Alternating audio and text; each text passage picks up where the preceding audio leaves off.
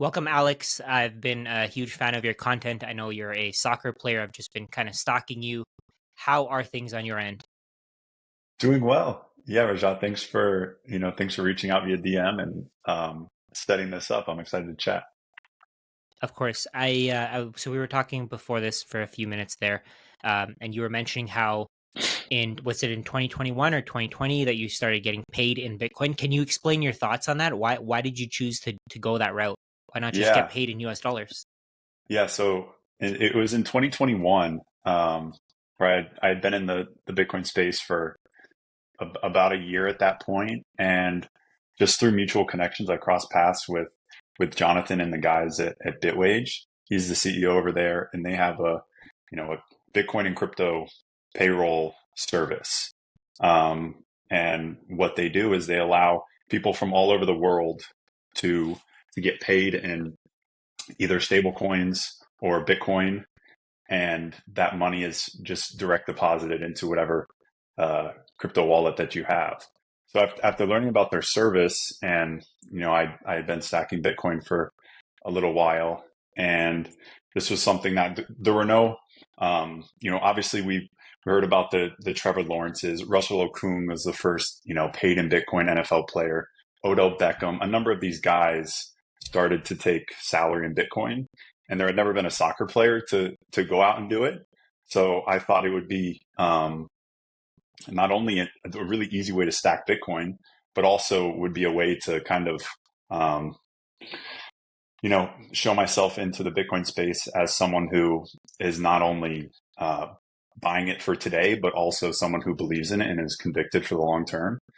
So, so we started working together, Bitwage and I, in 2021, where I started taking just a small percentage. So it was 15% of each paycheck I would take in Bitcoin. And then, in 2022, I bumped that up a little bit to 25%. And, this was something that after learning about what they did and how simple they make it, you just, speak to whoever the person that runs your payroll at what your company, your team, whatever it is, and you ask them to direct deposit whatever percentage of your salary to this bank that Bitwage uses. And so every paycheck, the money gets direct deposited to them. They convert it. I think there are no fees, but I think there's a 1% spread that Bitwage uses. Yeah. And then it's direct deposited into whatever Bitcoin wallet that you want. So it's a super seamless way to stack Bitcoin. And and then when we went and announced it, I was the first American soccer player to be paid in Bitcoin. Um, as you might expect, the plebs were in full support, and it was not, I did not expect to receive a ton of uh, interaction from it, but the tweet that I made got over 1 million impressions, and this was before Elon, so the analytics and stuff are difficult to track back then. But it was one of those moments where I was like, holy shit, okay, not only is Bitcoin something that I believe in, but there is a community that is behind the network that might even be more powerful than the network itself, right? Like Yeah. people who, once you've been convinced of Bitcoin that it is the solution for our future money, um, it's like there's no going back. I have yet to see someone become a Bitcoiner and then go the other way, right? Yeah. So so it's been a heck of a ride from that moment. I've just continued to learn, stay involved. I've been connected with some brilliant individuals in the space, and tried to um, look. I come from a background as an athlete, right? I don't pretend to be some financial guru or some advisor. I just speak on my experience and um, what I think is best practices in the space, and I hope I can connect and inspire more people to take the leap and start getting involved. Yeah, absolutely. A couple great points that you made there. So the first one, you said you don't know anybody who goes to Bitcoin and then goes back. Exactly the same experience here. I've never met someone who understands Bitcoin and doesn't want to own some, or I've never met somebody who truly understands Bitcoin and if unless they have a massive stack already, they don't want to accumulate more. Every single person that I know, even if they have a big stack, they want to keep accumulating. And that's what makes Bitcoin, in my opinion, so special. Everybody, it's a form of money, right? It gives you optionality. So there's a couple things that I also want to mention about that I want to actually ask you about with your career. So in general, let's say with a traditional career path, let's say you wanted to be an accountant, a lawyer, a doctor, something like that, you can work for a very long time. Have you considered the fact that like with your career, I'm assuming that's probably part of the reason why you Yeah. switched over to Bitcoin, because your career is, I guess, not as long as a traditional career path, but now you have the savings. Can you explain that? That plays a major role. So I played in college. I went 4 years, played at the University of Maryland, studied economics there, which is kind of funny to think about now because that's kind of where my framing comes from and allows me to look at the world from that lens. And of course, I disagree with a lot of the fundamentals that I learned there, but it allowed me to think about money and think about markets and how things work. So that's just one, piece on my background. And then, from the moment I started playing professionally, I was 22 years old, and I was, maxing out my retirement accounts, saving to, and, buy a rental property, investing in stocks. Like I was doing all the right things because I knew, I've been fortunate. This is my 8th season as a professional. Most people, if you look at the average, if you get 5 years as a pro, like that's great. If you get a decade, that's exceptional. So the percentage of people who not only go on to play like a collegiate sport, but then go play professionally for a long period of time, it's really difficult. And I'm playing in the second division of the American soccer system, so we're not getting paid $1 million to play.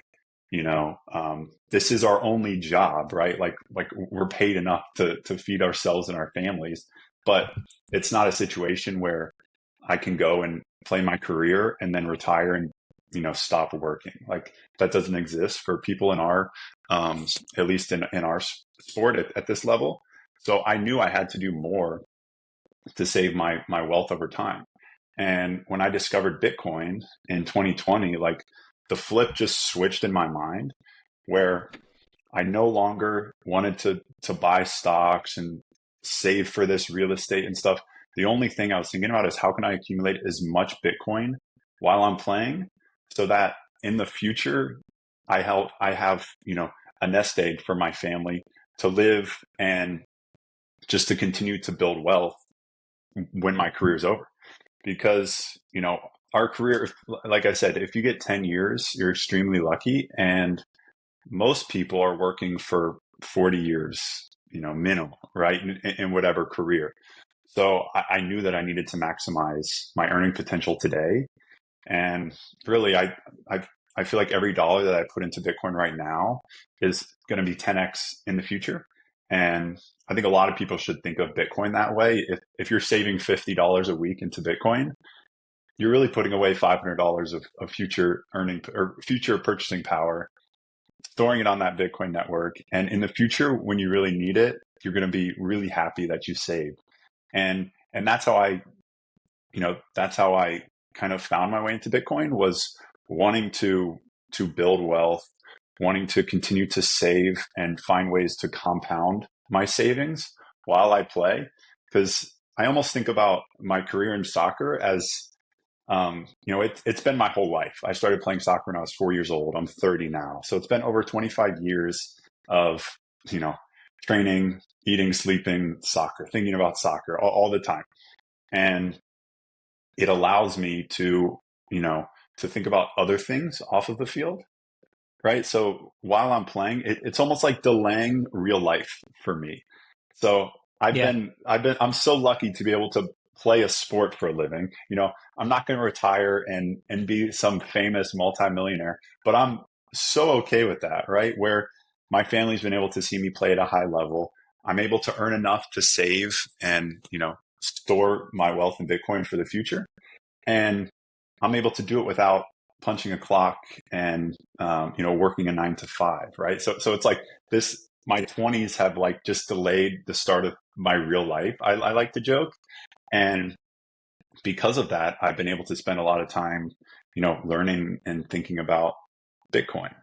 And thinking about, our financial system, like Bitcoin makes you go down these rabbit holes that I never thought I would, politics, our food system, prepping for apocalypse, natural disaster, you name it. Like Bitcoiners are always thinking about the future, which is just ingrained in, I think, the nature of the network itself, where it forces you to think long term and to have low time preference. And, we just apply that to the rest of our lives. So it's just been a really fun and informative journey so far.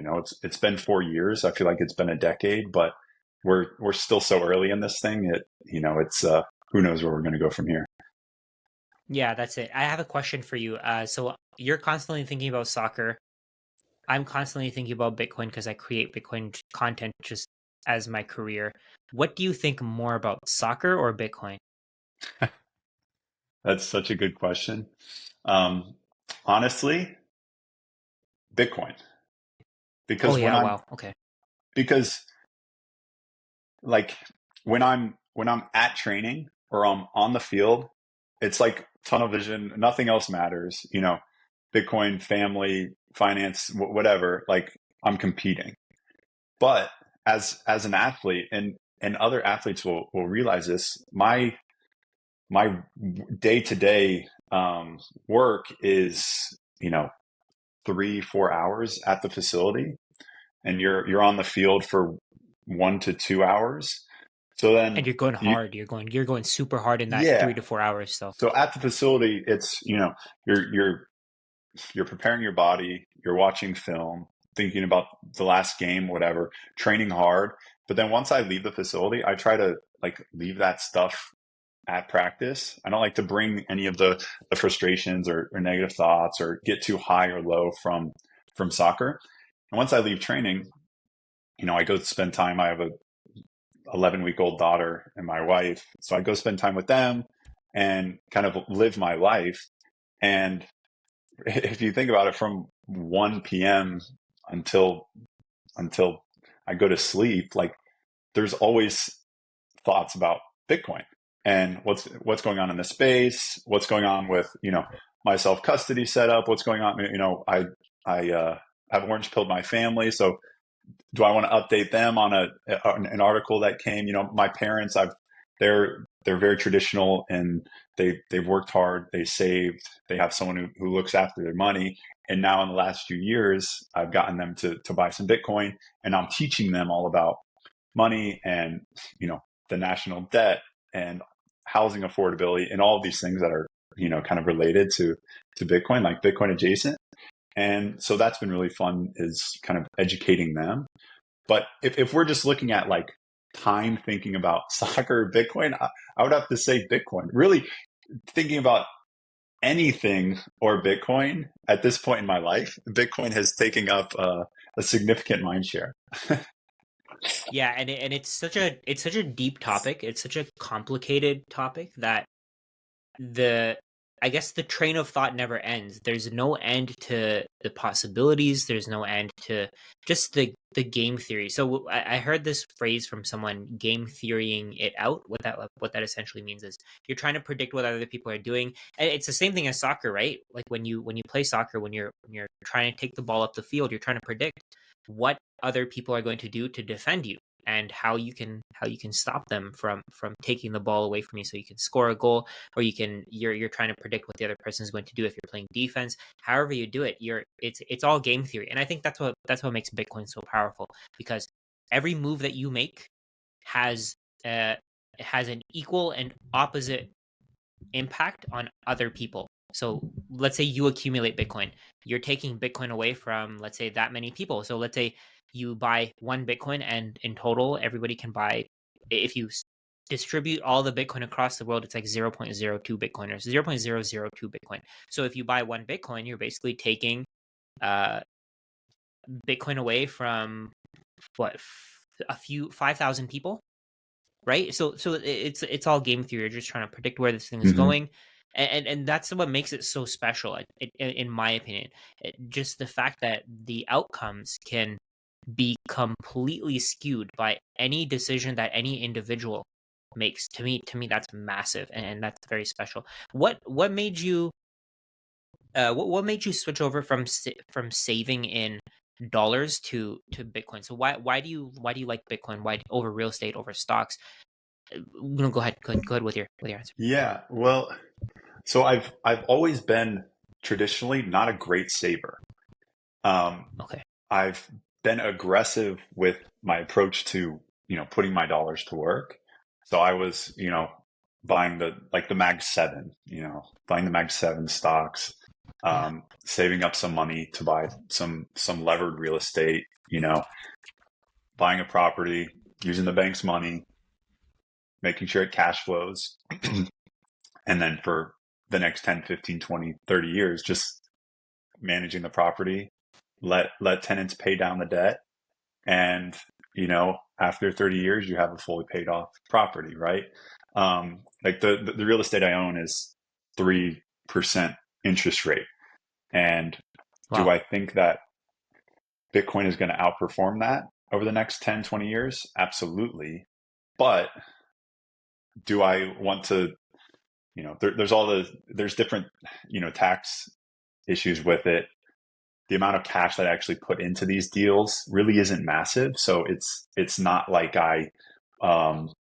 like the opportunity cost wasn't as big as it could have been. If you're investing in, taking $100,000 today and buying real estate or Bitcoin.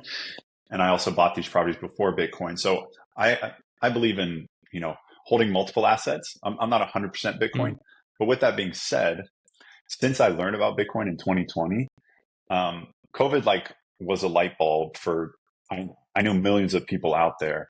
And I was one of those included, where we saw the US government print, 40% of the money supply in just a very short amount of time. Um, there was so much that, the stimulus money, there was so much money in the system that it had to go somewhere.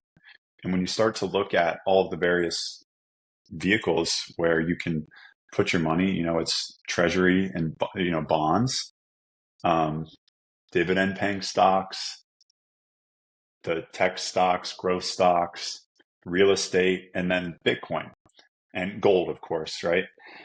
And when you look at Bitcoin compared to all of those other things, the fact that it's permissionless, it's global, it's finite, and it's scarcity, it's backed by the biggest computer, hash generating network in the world.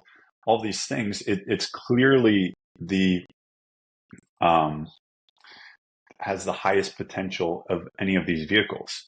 And as someone who is, fairly young and has a long investing period ahead of me, the volatility wasn't something that scared me away, which I think might be the one of the main reasons that most people stay away from Bitcoin. The volatility didn't scare me away, and it just became abundantly clear that that's where I wanted to start saving. And so I didn't go and I know you've done this where you sold all your stocks and bought Bitcoin. I didn't go and immediately do that because, you know, I had a lot of stocks in taxable accounts. So I didn't want to go sell the stocks, realize all these taxes, pull money out of retirement vehicles. But new dollars that I earned, the only place I wanted to put it was in Bitcoin. And really, that's how I've thought about it is, and to be fair, I did pull retirement accounts, created self-directed IRAs, hold Bitcoin in those. I did sell some stocks at the beginning of this year to buy MicroStrategy. Like I've made, I've shaved off allocation for Bitcoin, but the way that I understand Bitcoin today, it's really the only thing that I want to invest, or I shouldn't even say invest. The only place that I want to hold new dollars is in Bitcoin. And I think that's a really powerful thing. And it goes back to what we were saying earlier, where once you become a Bitcoiner, you kind of don't go back, which makes it so powerful. Because if you think of all the plebs who started stacking, you know, in the hundreds of when Bitcoin was hundreds of dollars, and then when it was a few $1,000s, and now we're in this era where all the plebs are stacking when Bitcoin's 50, 60, $70,000, and the people buying today they're not selling at 150,000 or 200. There will be sellers, you know, but we're holding it for 2.5 million, 5 million, 10 million, well into the future. So when you think about the game theory, you start to like create scenarios in your mind, and the it almost always ends at shit. I don't have enough Bitcoin, because if more people start to figure this out the way that I have, there isn't enough to go around. And being in Bitcoin for 4 years, I've kind of learned that learning curve. Um, it takes people a while to get there, and the people who are already in Bitcoin are going to continue to stack as much as they can. But new entrants coming into Bitcoin, it's really interesting. It seems like it only happens for 6 months or 1 year, in 2025, when ideally we see another bullish um, parabolic run and people get interested again. But then after the crash, people say it's dead. Like these cycles, it's really interesting to watch it play out. And but I come back to this scenario that like I need more Bitcoin, and that's really always in the back of my mind, as I'm sure it is with It you. always ends up there. Yeah. Yeah. Yeah. Always. It always ends up there, no matter how much you have. I think at a point it won't make any sense. I mean, I think people will continue to stack. I think what's going to happen is um, more and more Bitcoin is just going into the hands of people who are never going to sell. That's the game theory, in my opinion. That's the thing that you have to wrap your head around. So let's say BlackRock clients, they've bought almost 400,000 to Bitcoin, and those people are probably not going to sell for another 5, 10, even maybe 15 years. So what that does is it just takes the supply out of the market, and it's never coming back. But I think what's going to happen even then is those people aren't going to sell. They're going to find ways to take loans against their Bitcoin. They're going to use margin loans. They're going to maybe sell call options. I know they're probably, some of them will probably get ruined because they won't be able to predict the volatility. Maybe they sell some covered calls and Bitcoin's price doubles overnight and they lose everything. But a lot of those people, they're just not going to sell their Bitcoin, even the Bitcoin that they have. And let's say they get liquidated, BlackRock will find a way to keep that Bitcoin, right? That's just Mm. a part of the game at this point. It's cash in, cash out. So all these people who are putting cash in, and now BlackRock is buying Bitcoin on their behalf. It's not like the Bitcoin is ever going to be sold again. I almost guarantee you that BlackRock is never going to go below 300K, right? And that number is just going to keep rising and rising. Eventually, I don't know how. I honestly, it's confusing to me that the price is just moving sideways, but I get it, because a lot of people who bought at, let's say, 60, 50, 40, even 16,000, maybe even at 500, $100, they're probably selling now Mm-hmm. thinking, oh, maybe it's going to come back down. I do have a feeling, though, that a lot of the people who own Bitcoin don't quite understand it. So they're just getting rid of what they have. Maybe they got lucky early. I have a feeling that the 2020 class is probably one of the most deeply educated. That's the one that I was part of, because of Michael Saylor. But what are your thoughts on Michael Saylor? I'm a huge fan of Michael Saylor. And MicroStrategy has become, a pretty significant position in my portfolio. I think he's done, you know, in each phase of Bitcoin, there's been one of the top educator, if you will. And it was probably Andreas Antonopoulos in the early days, right? And then he probably passed the torch to Saifedean and the Bitcoin Standard, and Saif is someone that I know, and I really like his work, and now Michael Saylor has come in and really turned the whole Bitcoin space on its head with this um, infinite money glitch, as we see it. The way that he has turned his company into a future Bitcoin bank, and really, it's really crazy what he's doing. And it's people will try to copy it, but he's already won the game as far as Wall Street is concerned. Do you think, I don't know that it's possible for anyone else to accumulate as much Bitcoin as they have. Any one company to accumulate as much Bitcoin as he has. And he's been doing it now for 4 years, and they're really the only game in town. I know, Semler, SMLR, they announced a Bitcoin strategy, MetaPlanet, and what Dylan McClare's doing. So there are other companies who are starting to adopt it.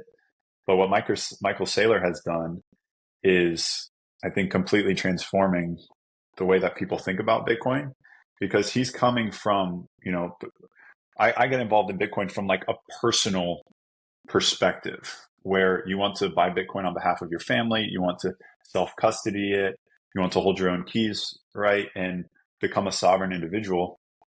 And he's coming at it from the traditional legacy finance arena where he's taking profits from his company, they're issuing debt, and they're using these fiat dollars to scoop up as much Bitcoin as they can. So him and what BlackRock has done is kind of given a green light to the rest of money managers out there that this Bitcoin thing is here to stay. And if you want to continue to outperform the S&P and the major indices, Bitcoin needs to be a part of your portfolio. And I think we're still in the early days of that, but it's he's very powerful. Maybe almost too powerful, but it's really fascinating to listen to him speak about Bitcoin because of his deep understanding of engineering and energy, in addition to his financial background. Yeah, and the good thing about Bitcoin is that no matter how powerful he gets, no matter how much Bitcoin he accumulates, there's nothing he can do to change the actual network. He can't change how people use Bitcoin. He can't change the supply, which to me is the key. Regardless of how much Bitcoin he accumulates, nobody else is going to very likely be able to get to that point. Nobody else is going to be able to accumulate as much Bitcoin as him. But the point is that no matter how much he has, even if he gets to 1 million Bitcoin, he can't change the network. He can't change the supply. He can't change the amount of Bitcoin that's available to above 21 million. Actually, if he changes it, then it hurts him because he's spent all of this capital Yeah. using to accumulate Bitcoin to take Bitcoin off the market. And now, if more Bitcoin get added to the market, he actually gets hurt directly. So I think that's the key. There was an interview of him, I believe it was posted a couple of days ago, where he was saying how people who want to take self custody are anarchists. Did you have any thoughts on that? Did you see that clip? Yeah, I did see the clip, and there's been, there's been a few narratives on Twitter that where people uh, are trying to cancel him, if you will.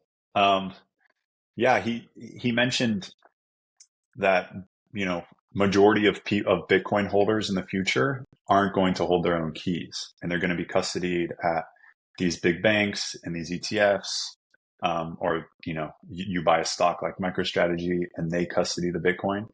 And this really set off a lot of the early Bitcoiners who are, I guess, Bitcoin maxis, if you will, that preach self custody, hold your own keys, not your keys, not your coins. And If more yeah, Oh, sorry. no, that's okay. And I think my position is it falls in between, because I I hold my own keys. I've gone down the rabbit hole, and I'm sure my setup isn't perfect, but I think I'm comfortable with it. My family's comfortable with it. But there has been quite a lot of work that has gone into it. It takes hours to set up your own Bitcoin wallet, to write down your own seed phrase and securely store it.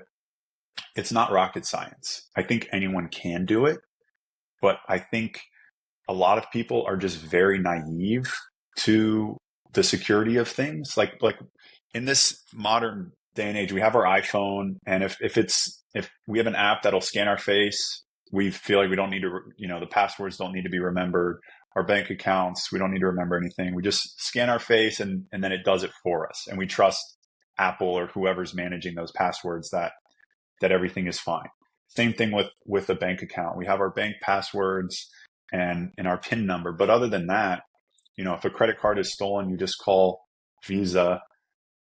Hey, cut up your old one or whatever. If your credit card number is stolen, cut up your old credit card. We'll issue you a new one. It's no problem. If someone goes and spends money on your behalf, well, it's no problem. We'll give you the money back. And it's created a society of people just being very comfortable with someone else managing their money. And it's not something that they've thought about. And, of course, as a Bitcoiner, well, yeah, if someone steals my credit card, I really wouldn't stress at all. Because I know they're going to go spend the bank's money and it's not going to affect me. They can't go and spend my Bitcoin, right? They're spending fiat dollars. But once you understand Bitcoin and you understand the value of really being able to control your own wealth, one thing that that I would tell people when speaking to them is, I hold dual passport. My family's Italian, so I have an Italian and United States passport. And I tell them, in the future, if, shit hits the fan in the United States, I can take my Bitcoin, hop on a plane, go to Italy, transfer it into local currency and start living my life there. And it's funny timing mentioning Italy because they just, announced they want to increase capital gains tax on Bitcoin to 42%, which I think is just a really bad move strategically for the country. But that's the power of Bitcoin is you can, hop on a plane and take all of your wealth across the world. And no one can tell you you're allowed or not allowed to do that. I can't do that with my stocks. I can't do that with my real estate. It would take days to sell stocks and get those in cash. It would take months to sell real estate and get those in cash. Bitcoin is the only form of money where you have that control. And when thinking about self-custody, I've people close to me, there have been some people who have purchased Bitcoin and I think that they're very competent and I, express the idea that they need to self-custody. I explain seed phrases and keys to them and they've gone and, got their cold card or their ledger or whatever hardware wallet they decide and have been holding their keys. And that's worked well. But then there have been other individuals who they want the exposure to Bitcoin, but I'm not quite sure that they are willing or able to hold their own keys. And, for them, I recommend, a company using a platform like River that is at least showing proof of reserves. I think over time, the education should lead them to self-custody.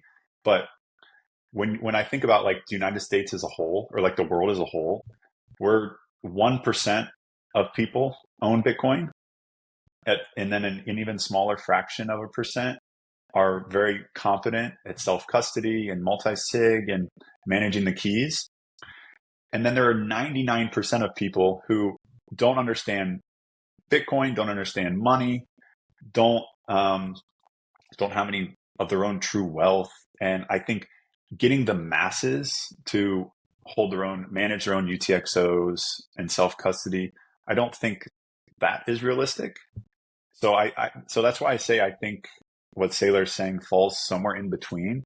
Because if you think about it, if you're a young individual, in your 20s, you're worth $10,000, you buy $5,000 of Bitcoin, you live in an apartment with 1,000 other people, managing your seed phrase probably isn't going to be very secure in a situation like that, right? Like if you don't have the resources to have the proper security to take care of that seed phrase, well, it might make sense for you while you're still growing your nest egg and while you're still figuring your life out and trying to get your footing, that you have some Bitcoin on an exchange. I think that is fine. Or if you're 80 years old and you're going into retirement towards the tail end of your life, but you still want some price exposure because you have this, you built up a ton of wealth through real estate, as many boomers in the United States have, and you want to take 10% and put it in Bitcoin, buying the ETF might be okay for you. And I think what Saylor is saying is true, although it's a inconvenient truth for a lot of Bitcoiners, is that Bitcoin is going to be used in ways that you don't agree with, right? if it were up to the OG Bitcoiners, everyone would hold their own keys. They'd have non KYC Bitcoin. They would, use it peer to peer. They would keep it out of the hands of BlackRock and the government and all of these other people.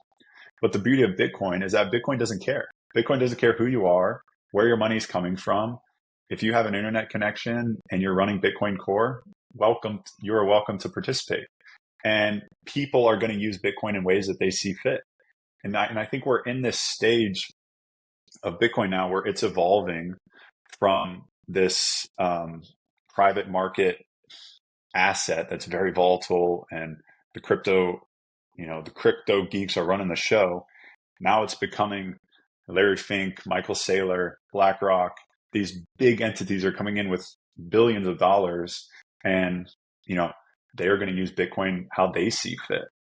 And I think it's really important as an individual to not get attached to any one person, influencer, educator, because there's so many different ways to play this game, and everyone is coming at it from their own perspective.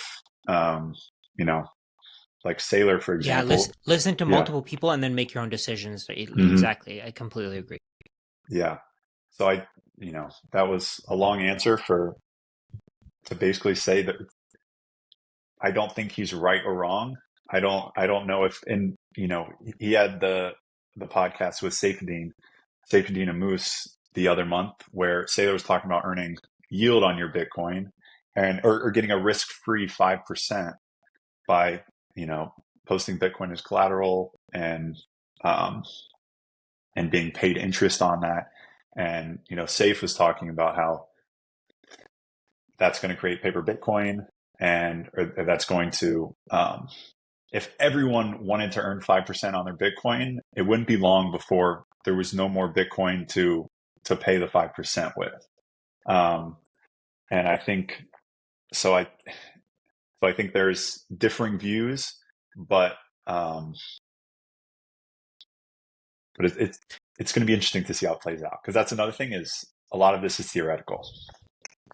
Yeah, no, that's the key. I think it's going to be interesting regardless of what Safedin says, regardless of what Michael Saylor says. I think over time this thing is just going to get better and better. There's no way that over the next 10 years it gets worse, right? I think that's the key. I think self-custody will probably get a little bit easier. And I agree with you. Not everybody can take self-custody, and not everybody needs to take self-custody. We also don't need every single transaction to be on the base layer of the network, because let's say there are transactions that are for $100. Why do you need to have final settlement on that transaction? Who's gonna try to scam you out of $100, right? And the work and the effort that goes into trying to manipulate the network is probably going to cost whoever is trying to manipulate the network a lot more than the amount that you would lose in value. Like on the other hand, with credit cards, it's probably a lot easier. You just take somebody's credit card, or you copy it and then you spend to your will. But with Bitcoin, it's completely different. You have to actually get somebody's private keys. The privacy, no, sorry, not the privacy. The security with Bitcoin is so different. As long as you're taking care of your private keys, that's the key. That's all you really need to understand. And I think at some point, it's like you said, not everybody's going to have they're not everybody's going to have self custody. But the benefit with Bitcoin is that you can't create Bitcoin out of thin air. You can't just produce it out of thin air, meaning that if people do have it with a custodian and that custodian fails, the good thing is that it won't be something like in the legacy financial system. No matter what you do, if let's say you keep your money with a bank and that bank fails, you're affected. Every single person in the world is affected, because then to make you whole, let's say you have your money in your bank account, and to make you whole, now let's say FDIC insurance doesn't have enough money to cover your bank accounts, the U.S. government has to print more money to make you whole. And what that does is it decreases the value of everybody's money in the entire world, because the U.S. government, or any government for that matter, can't print any more dollars, or I can't print any more Bitcoin. It changes things, because let's say today, if somebody holds dollars in Africa, they're impacted by every decision that the U.S. government makes. But today, if somebody holds Bitcoin, who cares how the U.S. government spends their money? They don't care. It doesn't impact them. It decentralizes every part of our society. I think that's the key. I think that's the the thing that most people don't quite understand, and that's what's going to change the world, in my opinion. At least that's how I see it. Yeah, it's very powerful. I think one thing that we, I'm in the United States, you're in Canada, I believe. I think one thing that us Westerners take for granted as is the ability to save money for the future.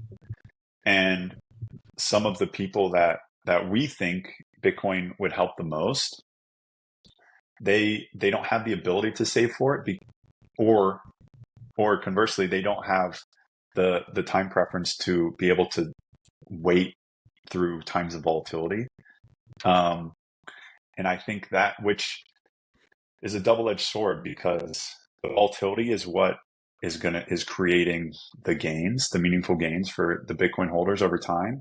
But if you don't have the ability to save your money for 4, 5, 10 years, then you have to wait until Bitcoin becomes more stable. But by that point, the meaningful gains might be behind you. So it's like Bitcoin is created for anyone who wants to use it, but a lot of Bitcoiners talk about helping, people in impoverished areas of the world, or in regimes where they don't have any sovereignty over their own money. Um, but most people around the world simply don't have the luxury of being able to stack for the future, which I think is something that I think about. It is a real shame that they don't have that ability, because of the solution of Bitcoin, I think, is so powerful. But we're kind of jaded in the United States to thinking that everyone can save for tomorrow, when even, millions of people in our own country don't have that luxury. Um, but Yeah, yeah, and over time, as more people figure it out, of course, price is going to go up. The network value is going to go up. More and more people are going to use it to transact. I think more merchants are going to accept it eventually. I don't think there's any way to avoid that, really. I mean, I also see. So there's one other thing that I want to ask you. Do you have any plans for what you're going to do after you retire? I'm sure Bitcoin has something to do with it. Is that so is that something you've thought of? so I've thought about it. I actually I mentioned to you, I've been interested in real estate, and my family, Yeah. both my brothers are in real estate, and I have a desire to sell commercial real estate. And Bitcoiners might laugh at something like that. Obviously, right now it's the most difficult uh, time for the real estate, or for the commercial real estate market, in a couple decades. Um, but if an opportunity in Bitcoin came up, I would certainly consider it. But I think right now, in today's world, it's really hard to run and have a Bitcoin business. I think there's content that you can create and make money on. I think, exchanges, there are a few out there, and it's tough to make money in that world. But it's been proven by a number of people, specifically Michael Saylor out there, who the best way to stack Bitcoin is to mine fiat and use whatever that business in the traditional world is to stack Bitcoin. And I think, real estate's something that I really enjoy, and I love making deals, creating relationships. And, residential real estate, I am not too interested in. I think that that's going to become commoditized over time. And but commercial real estate, every building is a business. Every building is unique. Um, I think there's a lot of opportunity there. And with that, you're able to earn money and continue to stack Bitcoin, which is the key. But that's kind of, that might be a surprise, but that's kind of where I'm thinking is somewhere in the real estate world. And it'll be interesting when that time comes. I still have several years at least where I can continue to play. It'll be interesting to see how people in the industry think about Bitcoin. And then, secondly, if I'm someone who is publicly a Bitcoiner and going to work at a real estate company, we'll see how see what kind of reactions come from that.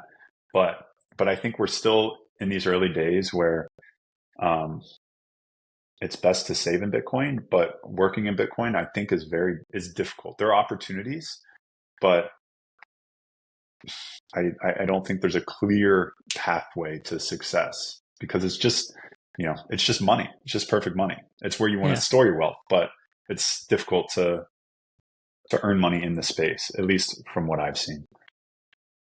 Yeah, I think what it'll do is it's going to help people. Let's say if you have, let's say you have like a 15-year career, you still have energy, you still have time, you still have all this effort that you can put into something else. You can maybe create something that you're actually passionate about, and then you can use the Bitcoin almost as startup capital, which to me is a fascinating idea because that way you can do what you love because of Bitcoin, because you're able to save in Bitcoin. Of course, I mean, at a certain level, if you're making a certain salary, you can do that with dollars as well. But if you're living paycheck to paycheck, that's impossible. Yeah. And I think Bitcoin takes a lot of people out of that situation because the purchasing power of Bitcoin continues to go up. So anything, even if you save a tiny amount, tiny amount, you're going to do really well over the long term because of the growth that's coming over the coming years, coming decade or so. Any just we'll wrap it up here. Any last words that you have? Any words of wisdom for Well, my audience? I want to get your view on residential real estate. Oh And yeah. because this is something that's really interesting to me. I have, I mentioned I have brothers in real estate. So I have two brothers who are in the residential game, right? They're agents, but also they're investors. They flip properties, they have rentals, and they've done very well in this world. And I've also have experience in the residential real estate world, but I think it's changing. And I think the way that we see residential real estate today in 2024 is going to be a lot different than what we see in 2044 or 2034. And I'm curious what your views are because I know you've held very strong beliefs and you put that on Twitter. And I think we disagree in some capacity, but I think overall we probably land in the same place. So I'm curious to get your high level thinking about real estate. Oh yeah, absolutely. So I think I don't know too much about commercial real estate. I haven't done the deep dive on that. I mean, I get where you're coming from, where you say it's a business, but I think with residential real estate, a lot of people buy houses because of number one, the cash flow, number two, the tax benefits, number three, the fact that they think that people will always buy real estate and there will always be demand because of the utility for housing. And I get that. I understand all of that. The first one where there's cash flow. I don't think cash flow should differentiate your.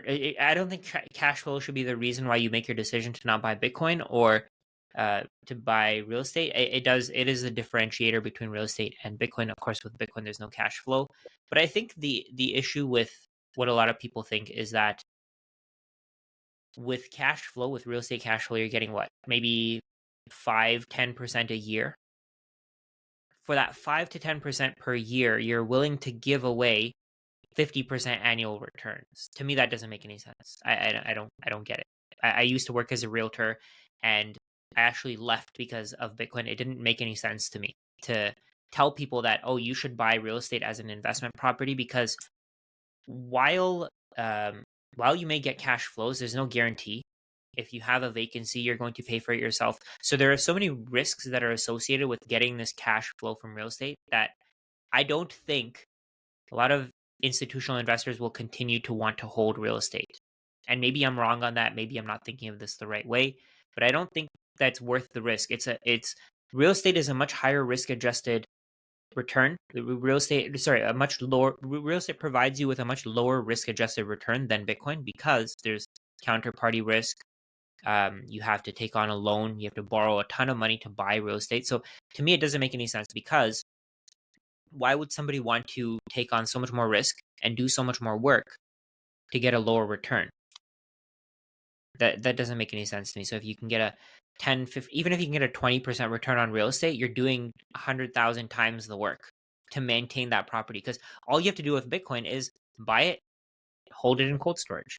That's it. That's literally it. So why would somebody want to go and buy a $700,000 property, put down $120,000, make maybe $500,000 in a couple of decades, when with Bitcoin, all they have to do is put the down payment into Bitcoin, and then they'll have like 10x the profits in when they save in Bitcoin compared to real estate. So it doesn't really make any sense to me. I think a lot of real estate investors are purely speculating right now. They're just speculating. They're expecting that people will want their property, that people want to return their will want to rent their property, that people will want to live in the area where they own the property. And like I said, that's speculative because you don't know what's going to happen in the future.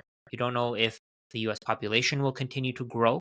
What if the US population starts slowing down? What if people start leaving the US, going to other countries? I think that's one thing. As for the tax benefits, the second thing that I mentioned as a reason for a lot of people wanting to buy real estate, tax benefits are an issue because they're only possible because the U.S. government can print money out of thin air. If the U.S. government could not print but borrow, if they couldn't borrow money, then how would they give tax benefits to people?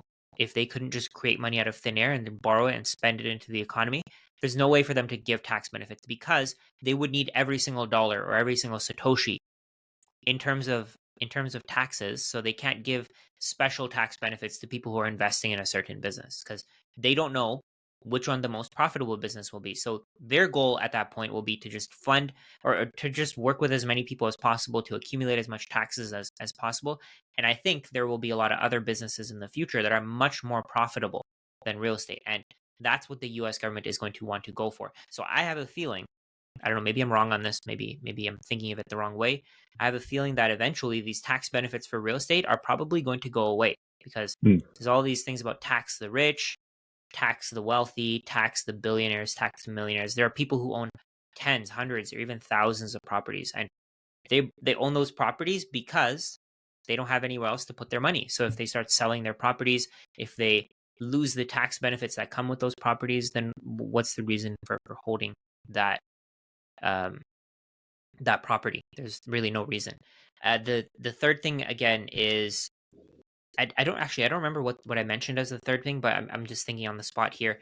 The third thing would be the scarcity. Oh, the third thing that I said was the fact that people think that it has utility. So the scarcity is also important with the utility.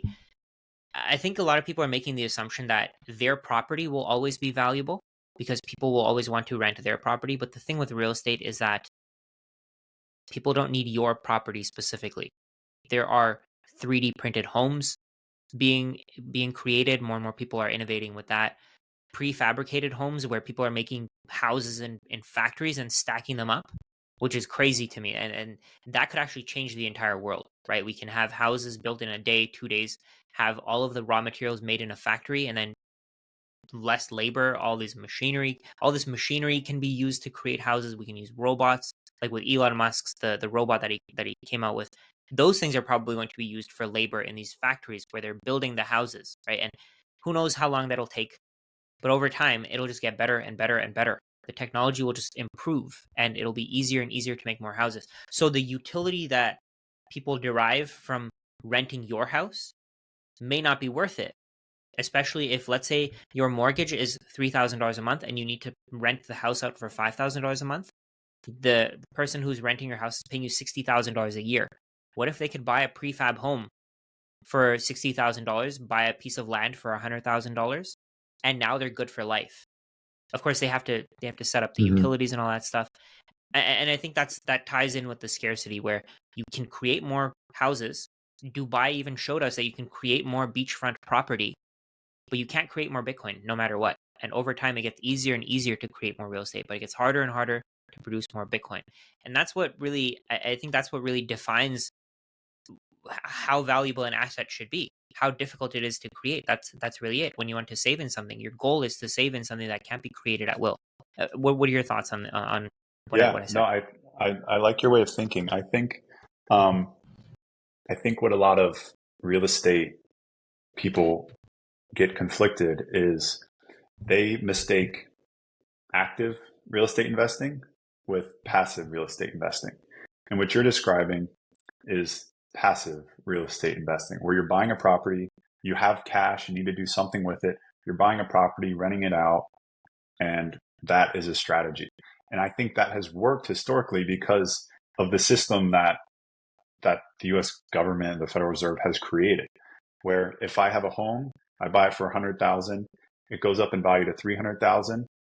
I can sell that home, and as long as I use those proceeds to buy a similar house, they call it 1031 exchange, then I don't pay any taxes. Those taxes are deferred. And then I buy a $400,000 property that's maybe 2 units now. And after a few years, it goes up to 600,000. I sell it. I buy a $1 million property that's 5 units now. And so what real estate investors have done is they've just continued to stack these deferred tax payments on top of each other. And when the banks continue to give them debt, continue to give them money, it allows them to accumulate more and more and more and more and more property over time. So that's like the system has been created so that people who hold homes and hold property have benefited massively over the last 20 or 30 years. That's gotten us to where we are today. But in today's age, I think while I agree storing your money in Bitcoin is better than storing your money in real estate, I don't agree that real estate as an industry is it lacks opportunity, because the thing about real estate is you don't need money to do very, very well. Real estate is all about the value that you put into the deal. So whether that value is you have cash to buy the deal, that value could be how to perform upgrades to it. So you buy a crappy house and you're the one able to do the work to it. The value could be, it's solving whoever's problem that is selling it. That person could be in foreclosure and you help them through that process. And through these different acts of, through these different things where you can provide value to real estate, you're able to buy properties cheaper and generate premiums to what these homes might actually be worth. So for example, you might not have any money, but you found a deal, a really rundown house, and it needs $100,000 of work, and you find someone who has $100,000, you're going to give them 10% returns. So starting with $0, you're able to go buy the house. Someone else pays for you to renovate it. And then at the end, you sell it, pay the investor back, and now you earn the profit. And that's something that Bitcoin isn't a solution for that person, because they had no dollars to begin with, right? Right. So I think people who are actively in real estate, I think you can outperform Bitcoin in the short term, because if you're able to continue to find deals, if you're able to continue to get funding, then you can really create money out of nowhere. Like you don't need money at that point. But then once you earn those dollars, because most individuals are already in real estate, they think that that's the best place to keep that money. So then they earn 100,000, then they buy their own rental property. And I think that's the mistake that's being made, because so currently we're told we're 3 million homes short in the United States. And speaking to a close friend who has a home building company, the builders in the United States are building about 150,000 homes per year. So if we're 3 million homes short and they're building 150,000, we're still a decade or two away from closing the gap.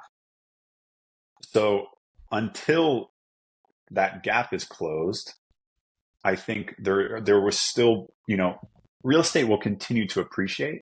That's one thing that I believe, but that's not because real estate's great. That's just because they're going to continue to print, and nominally it will continue to appreciate.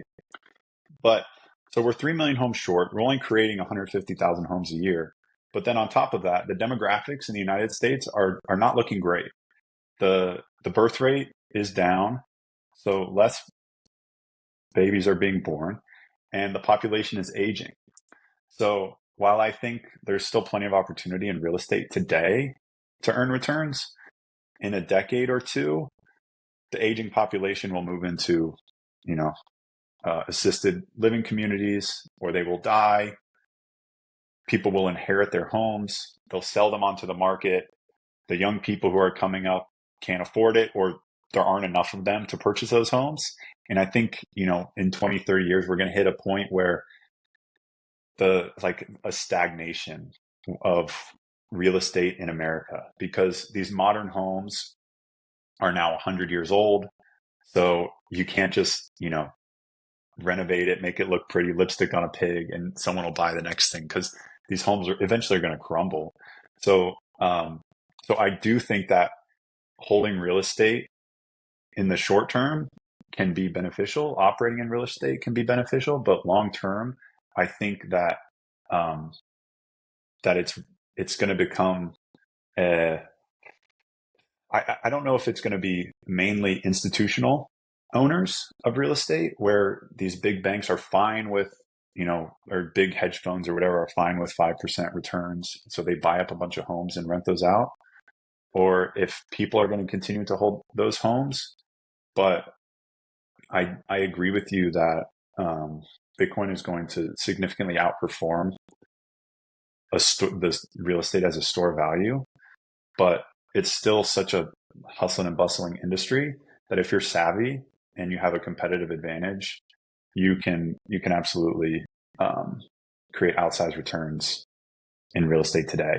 Oh yeah. Yeah, I completely agree. Yeah. That part I agree with. I feel like the problem is people thinking that real estate is a passive investment. It's really not. I think Mm-mm. that's the hard part that people don't really have, that people haven't wrapped their heads around. So I actually want to show you something. Not sure if you've seen this before. So I was looking at, one day I was looking at the number of houses that are unoccupied in the U.S. Have you seen this stat before by any No, I chance? haven't.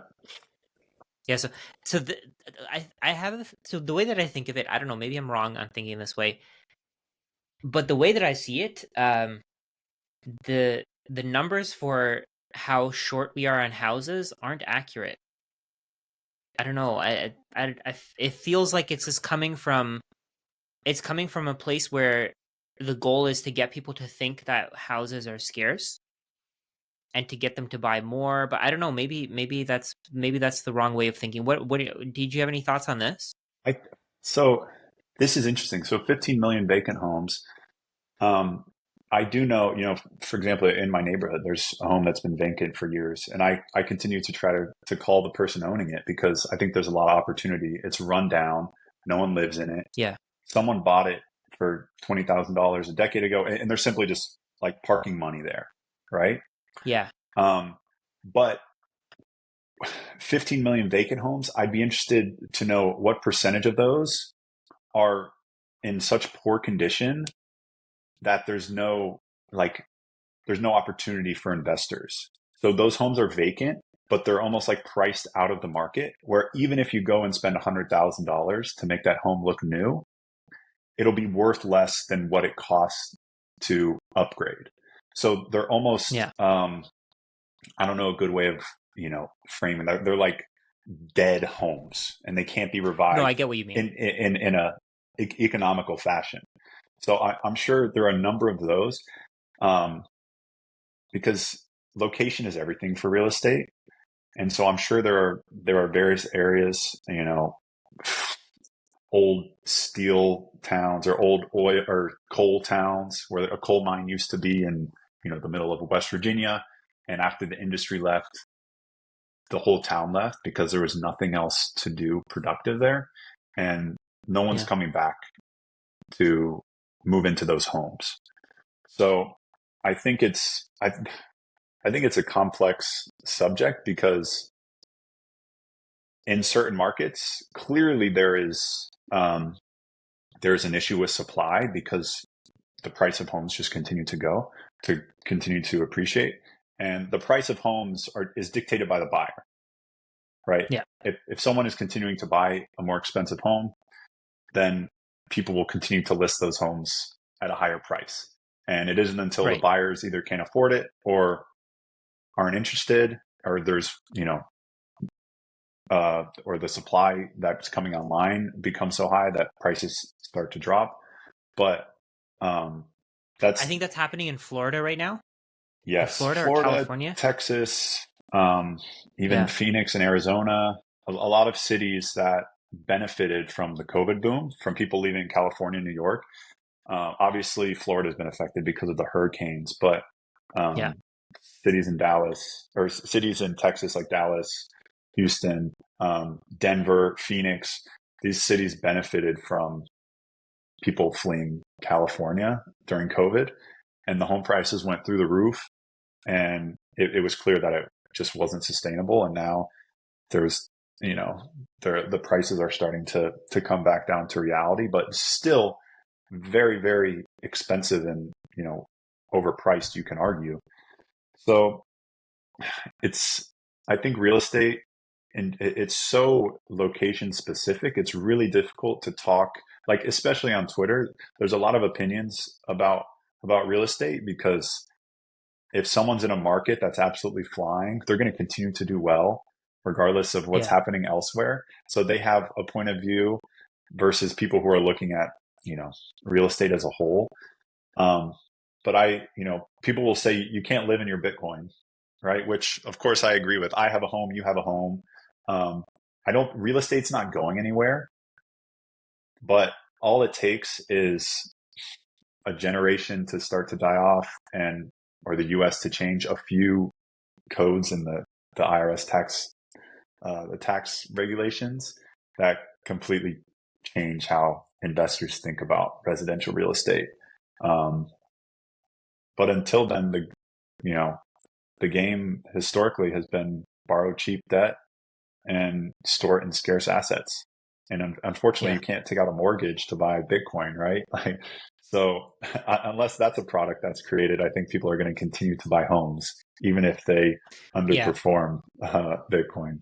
Oh yeah, no, to live in, I mean, people are always they're always going to buy houses to live in. I actually have a feeling that more people are going to be buying houses to live in because of the price coming down, because they can save in Bitcoin. Because in terms of Bitcoin, the price of a house has dropped 99%. So anybody who saves in Bitcoin and doesn't have a house, eventually, maybe they'll want to buy a house. Maybe Bitcoin's price goes to $10 million, and now they can sell zero point 0.1 Bitcoin and get a house. Why not? Right? I mean, in that Yeah. case, it makes complete sense. I do think at a point, I do think at a point we're going to find a floor price for housing in terms of maybe in terms of US in terms of Bitcoin, but then obviously the numbers is going to keep shifting. I don't personally think that it would be like in my opinion, the way that I see it. I think over the next 10 years, unless you're using like you mentioned there, unless you're using some kind of competitive advantage to buy real estate, I don't see anybody really outperforming Bitcoin over the next 10, 20, 30 years. And then on top of it, what you just said, if there's any change in the demographics, if there's any change in the tax code, then and you have a ton of houses, then you're just kind of screwed, right? You're just a Mm. bag holder at that point. If the price of housing drops another 90% and you own a real estate portfolio, let's say you own a single family home portfolio worth $10 million, today you can exchange it for something like 150 Bitcoin, I think. In a few years, it'll be down to 15 Bitcoin, then it'll be down to 1.5 Bitcoin, just because of the scarcity alone. The fact that Bitcoin is not being produced anymore, there's no more Bitcoin, not anymore, but there's no more Bitcoin past the 21 million.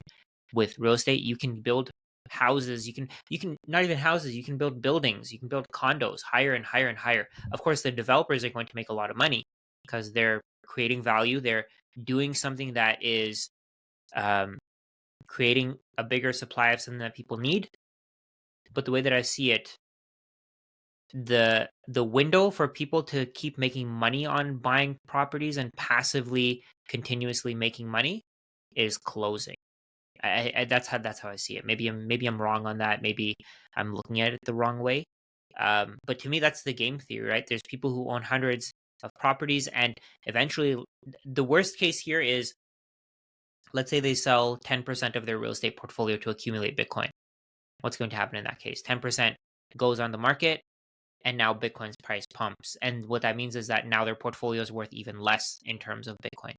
That's just how I see it. I think that's the way that the world will continue. But I did learn, I did start, I did learn to think of a different way just based on what you were saying. Where I mean, and it applies to any business. If you have a moat, if you have some kind of competitive advantage, you're always going to do much better than the average.